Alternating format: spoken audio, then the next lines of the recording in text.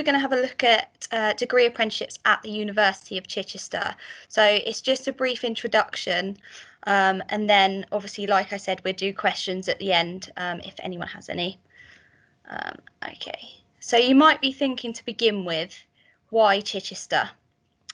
The University of Chichester is a very small university, and I think that's a reason why our students love it so much. They actually feel valued. So as a student, you'll go into a lecture and the lecturers and academics will know you on a first name basis, rather than you just being a number, because I know in some of the bigger universities that can happen, and there's a lot of students to kind of keep catching up with for lecturers. But at the University of Chichester, we came 15th for student satisfaction at the bottom of the page for teaching in the UK. And that's a real big thing with degree apprenticeships. Our lecturers and academics do make their sessions and seminars personal to any company that you'd be working with, which is really good. In terms of location, the university is actually in walking distance to the town. So if you wanted to go in and have a look at the shops or go to the restaurants and things, it's really good distance from there. There's also a train station nearby as well, which is in walking distance if you needed to go home for any reason, if you live far away. And also there are certain bus routes as well. I know there's a free bus route if you wanted to go to our other campus, which is in Bognor, which is mainly where our degree apprenticeships are based, on the Bognor campus, but you can get a bus between each campus, so that's really handy. Also, you can see at the bottom of the page that 96.5% of our graduates actually got a job 6 months after graduating, which was really handy. That's a real worry for students when they actually look to go to university. I think a main worry is thinking, oh, I'm not going to get a job at the end of it, or it's going to take a long time. Whereas actually our statistics show that it's actually been quite easy for students to go into employment after. And that's a real big thing, again, with degree apprenticeships, because you're already working with an employer, so you're more likely to stay with them at the end of the course.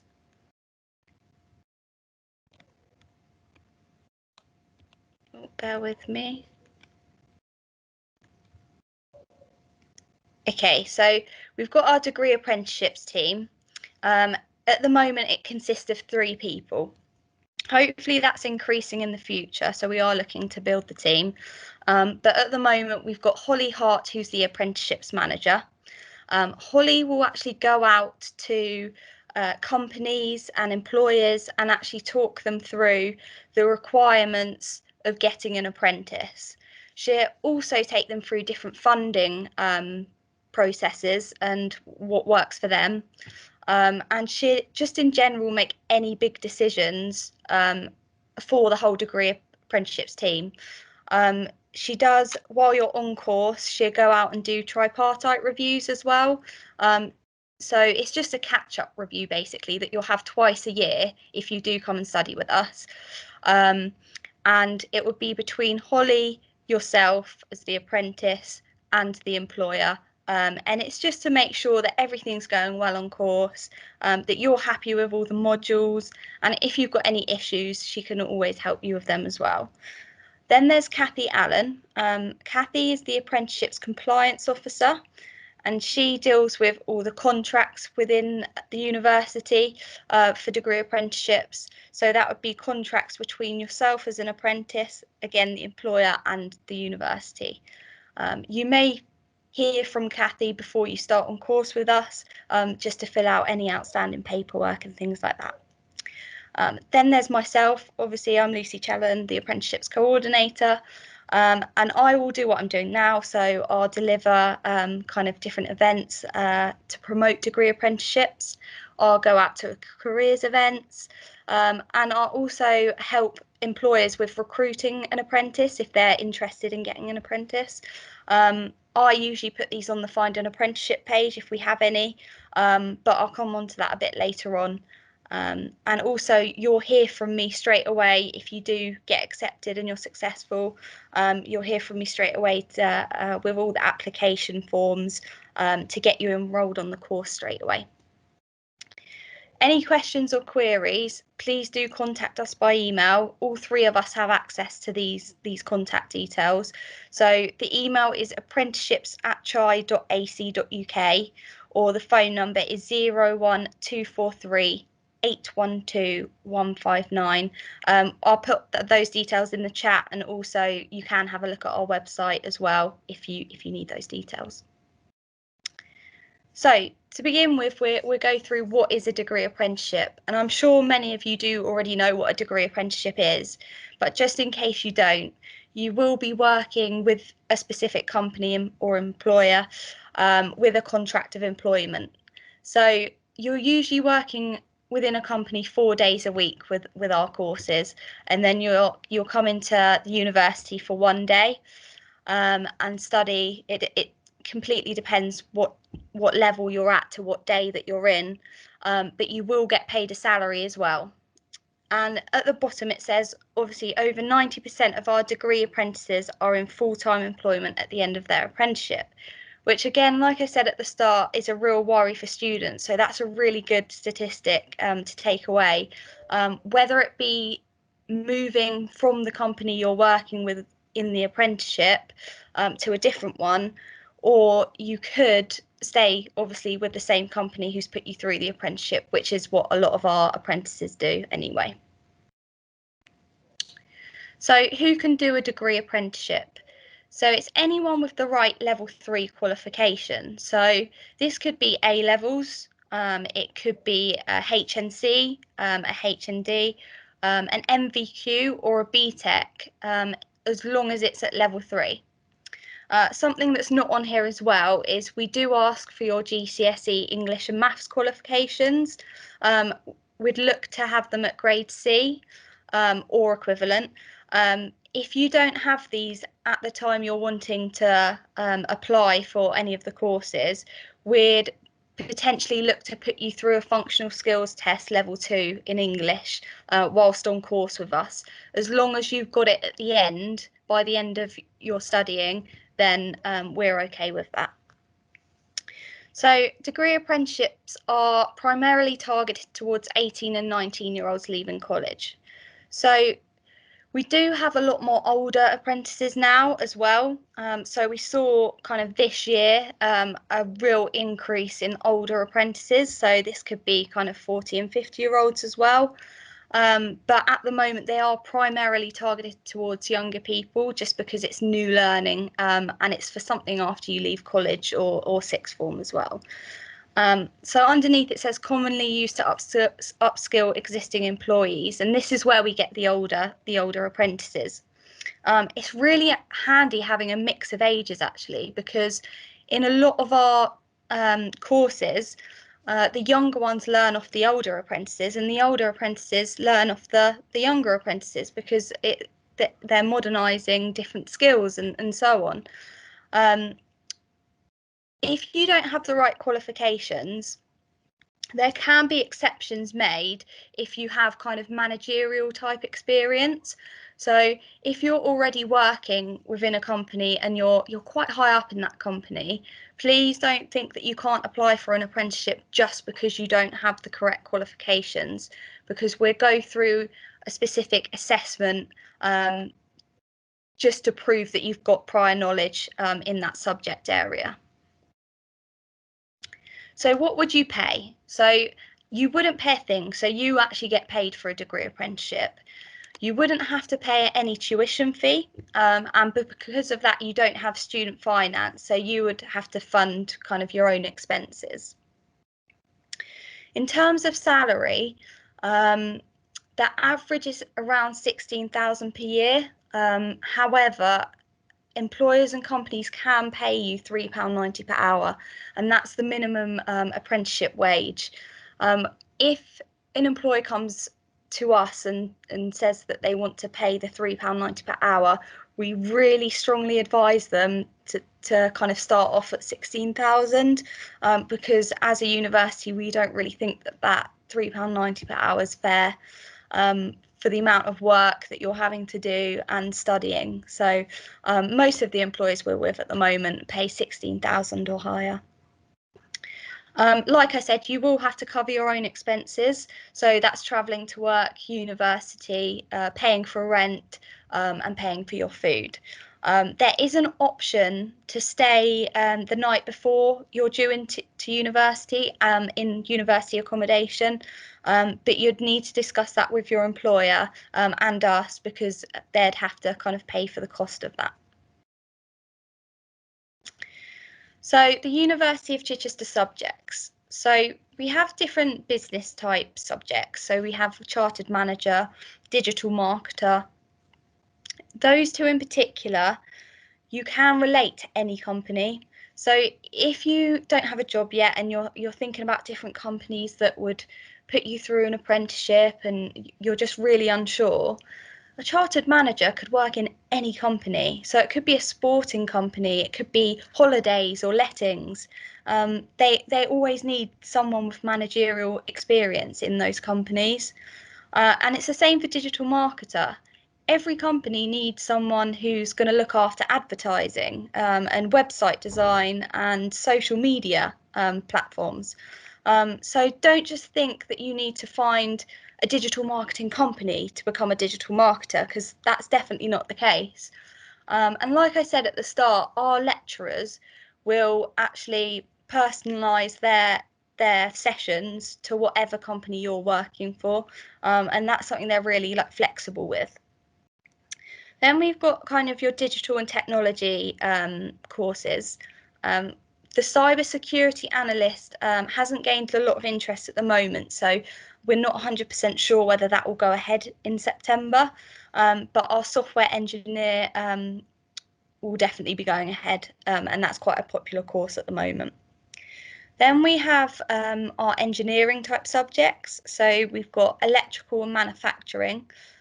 With those two in particular, you would obviously need to be working in an engineering type role, and potentially for an engineering company, but obviously you can get engineers kind of with different companies as well.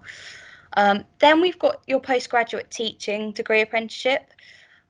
You would need an undergraduate degree to study that, just because it's just your normal teacher training.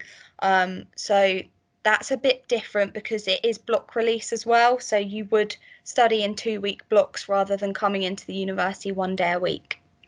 Then we have your senior leader course, which is similar to chartered manager, but it's a master's at the moment.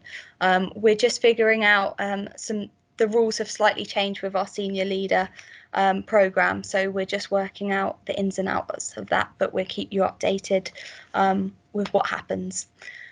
There is one that's not on there, and that's the social worker degree apprenticeship. The reason it's not on there is because you need to be an existing employee to apply for that one. So you need to be working for a local authority, really, or charity, and it needs to be in a social work or childcare based role. So at the moment, it's just for existing. So these are the companies that we're working with at the moment.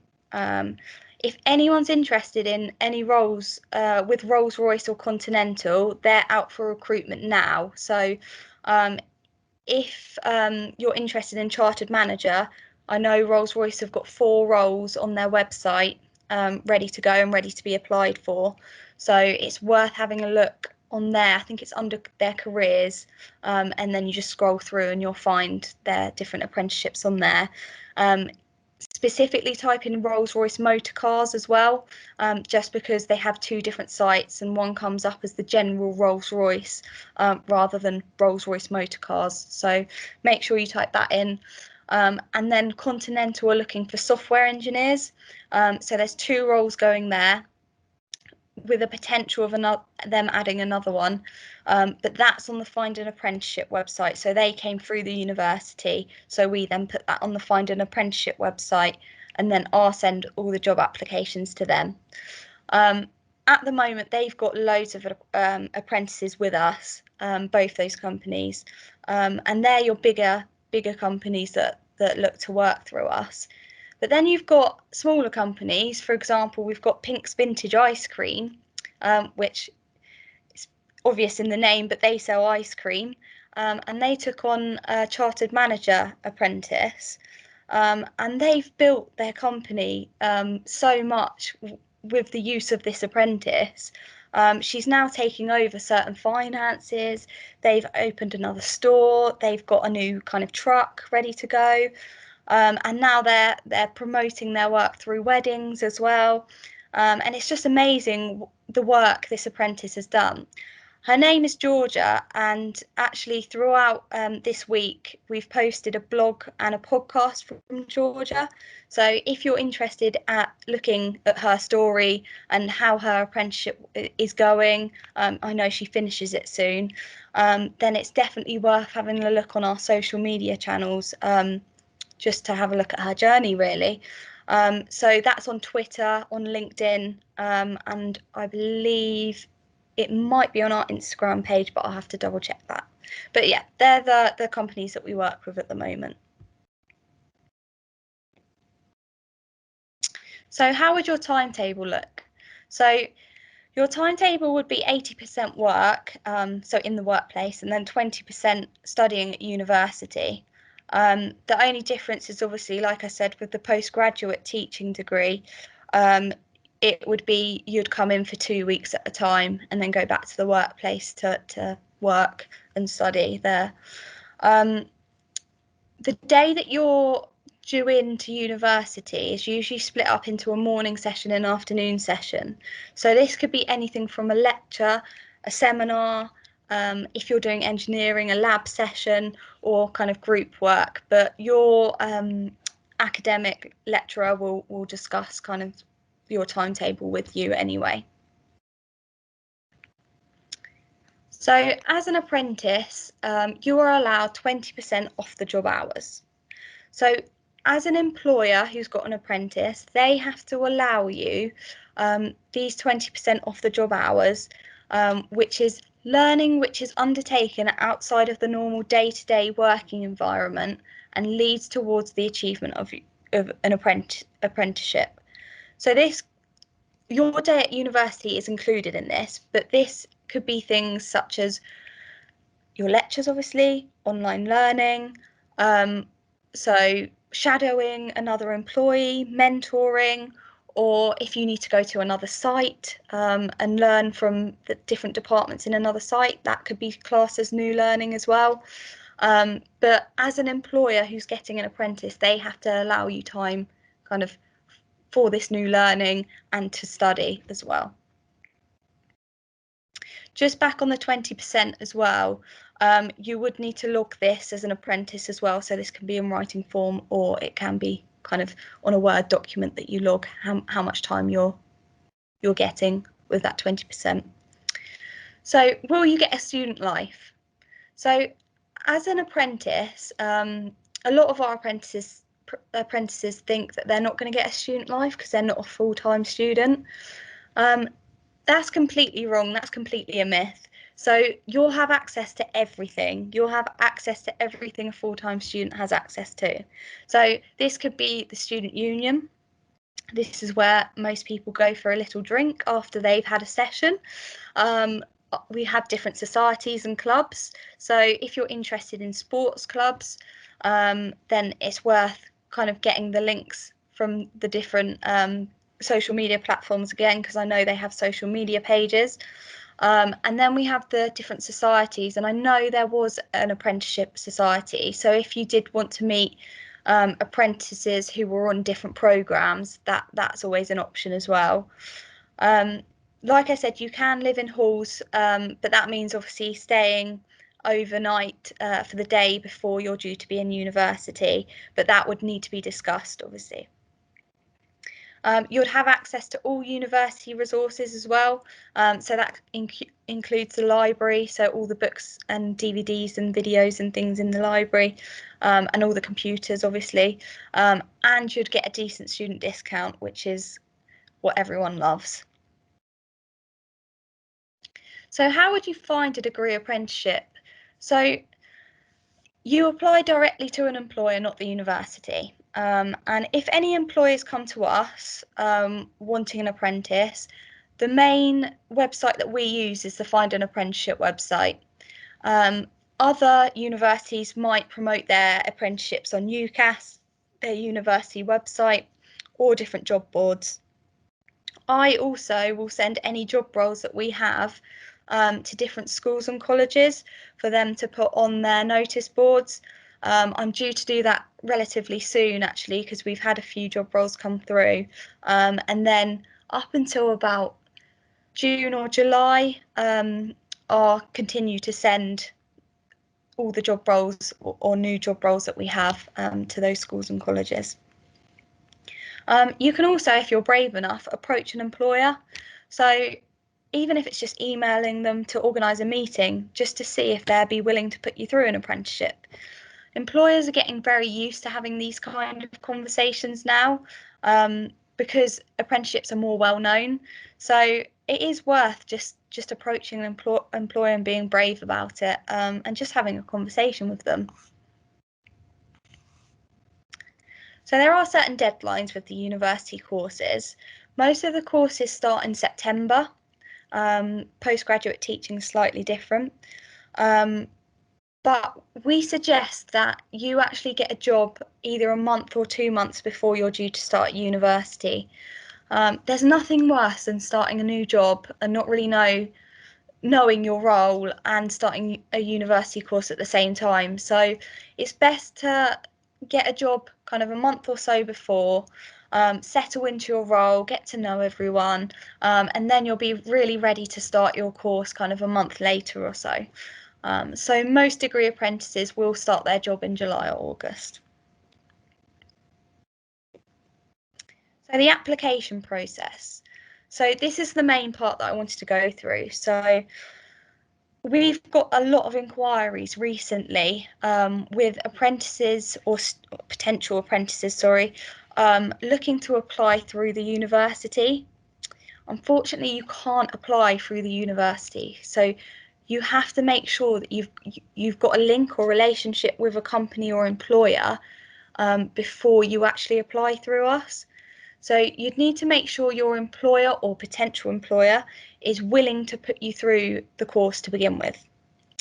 Once you've confirmed that that's all okay with them, you can contact the apprenticeships team by email or phone, and then we will look to organise a meeting with the apprenticeships manager, Holly, and your employer, just to go through the requirements and funding options.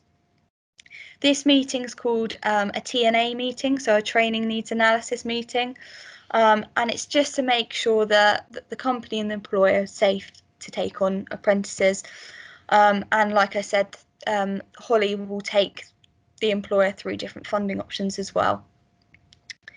We will then send you the application form. So this will usually come from myself because I deal with all the apprentices on programme. And I'll send you all the application forms, and I will ask for certificates of your qualifications. If there's anything wrong with your application, then I will obviously ask for you to rectify any mistakes or ask for any qualifications that you may have missed. But 9 times out of 10, admissions will review your application documents and they'll be fine and there'll be no problems. Once this has been sorted, you will then receive an email to register online. This is called pre-registration, and you'll just need to answer a few personal questions and attach a photo for your student card and things like that. There is usually then a registration process where you have to come into the university and register face to face. However, it's all online at the moment just due to the current situation. Again, if anything changes, once I send out an application form and so on, I'll keep you updated on what you need to do. But once you've fully registered, you will have access to your timetable, all university systems such as Moodle and ChiView. So Moodle would be something that the lecturers and academics use to put recordings of their lectures on. Also, they put any kind of work they need you to do or outstanding work that they need you to see on Moodle as well. So you'll get used to that program if you're successful and are on program with us. So there are certain success stories that we've had, which is brilliant. And James Seaton Smith and Sam Tester are great examples of people that have worked their way through a business, but as an apprentice. And they're now in managerial type roles within their companies because they just proved that they were so focused and driven, and they've actually worked their way up. And then we've got people like Michael Shields, who works at Rolls-Royce, and he is actually leading a national project, which Rolls-Royce have never kind of been into before, and he's looking at a new project to do with woodworking elements within Rolls-Royce's quality department, and that's the first time they've done anything like that in their history. And then there's Dominic at the bottom, which is really good actually. He entered a major competition, and it's a virtual reality competition, and he beat 600 competitors to the title. And because of this, it's led his company, his employer, into exploring virtual reality options for their business. So as an apprentice, you're not only learning from the company that you're with, the company's actually learning stuff from you as well. And any projects that you're studying at university on your course, your company might be interested in and might actually want you to do a project specifically based to their company. So it is really interesting, and it seems to be really successful. Finally, we do look forward to seeing you in September if you're successful and entering any kind of job roles. Like I said, if you've got any questions, then please pop them in the chat, or equally unmute yourself and I'll be more than happy to answer any questions.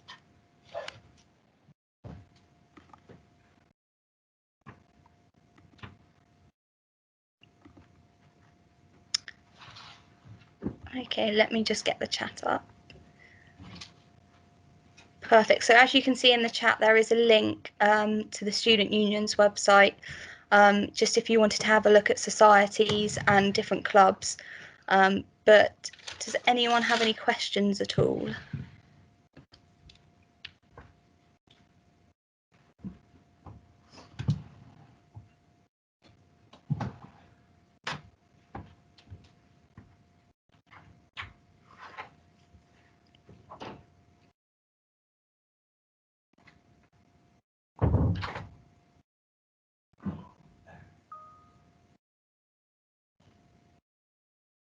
Okay, so Jodie, what is the difference between level 4 and degree apprenticeships? So you start at level 4 in degree apprenticeship, so it's technically the same thing.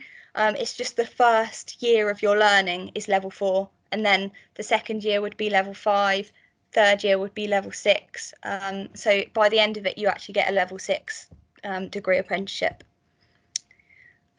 So Carmen, can you get a student loan for on-campus accommodation? At the moment, that's not something that we offer, but it's certainly something that we can look into. If you just give us an email, apprenticeships at chi.ac.uk, I can look into that for you, certainly. We just haven't had any students wanting that at the moment, so it might be a new thing.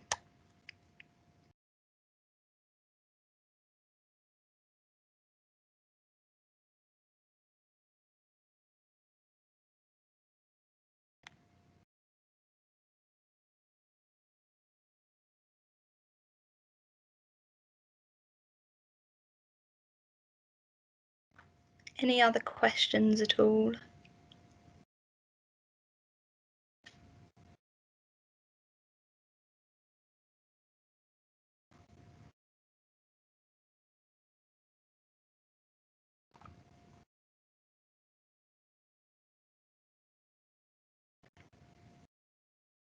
If you do have any questions, then like I said, email us or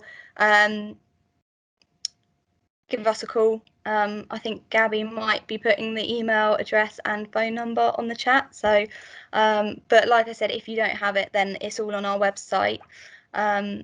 If anyone else has any questions at all, then put them in the chat now or give us an email or call.